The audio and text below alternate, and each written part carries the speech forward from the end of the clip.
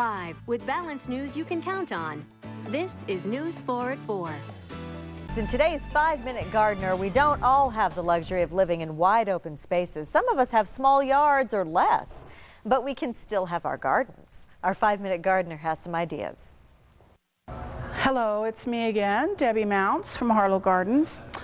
All of us in our gardens find spaces that may be a little problematic and a little more difficult to plant.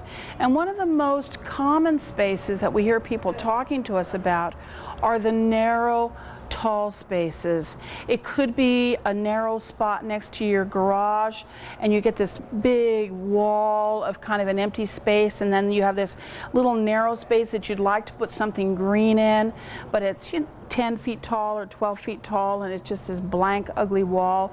It could be a space next to your door, or as in right here, there's a post right behind this vine. You may have a post on your patio that looks really barren. So today I'm bringing you some solutions for those spaces.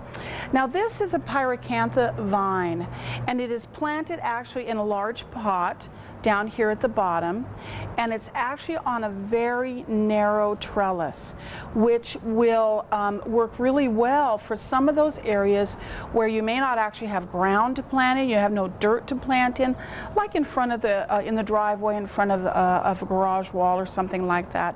This will work really well, and the pyracantha is easy to clip and keep clean and neat. Now there's a couple of other vines. I brought 2 other vines here that are really good choices for kind of a controlled area. This one is a star jasmine vine. The benefit to this is it smells wonderful at this time of the year because it's fully blooming.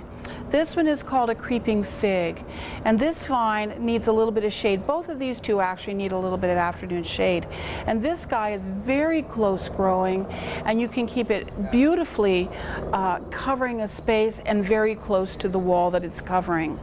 I brought 2 other solutions. This one is called a yew pine or podocarpus. This naturally has a very tall, narrow form to it as it grows without any trellising. It may need to be staked at first until it gets established, but it's a very narrow, tall tree. The last one I brought is Nandina, commonly called heavenly bamboo. They also can get to be, depending upon which variety, about 6 feet tall, and they also are like the yew pine. They're very narrow in their growth. They just don't get very broad. All right, let's brighten up those narrow spaces. Thanks for calling. And Debbie joins us now. Boy, you can really transform a property by doing this. Yeah. What about the bougainvilleas? I didn't see you mention those. Well, I didn't mention bougainvillea because they're kind of wild things in the garden, you know. The bougainvillea, as they start to grow, we're talking about spaces that are more narrow and control. The bougainvillea, They grow out. Yeah, it goes this way and this way and this way, and it just gets big and full, and so it's probably not the best choice for a narrow space. That's why I was showing some of those other vines that are better for that. What I brought today too is another idea. I showed using a trellis in the pot, but I also brought with me today, these are called obelisks. And this is something that you can use also in a pot. It works beautifully in a pot. You just drop it down into the pot and the vine grows up over the obelisk. And they come in many different sizes. This happens to be kind of a small one.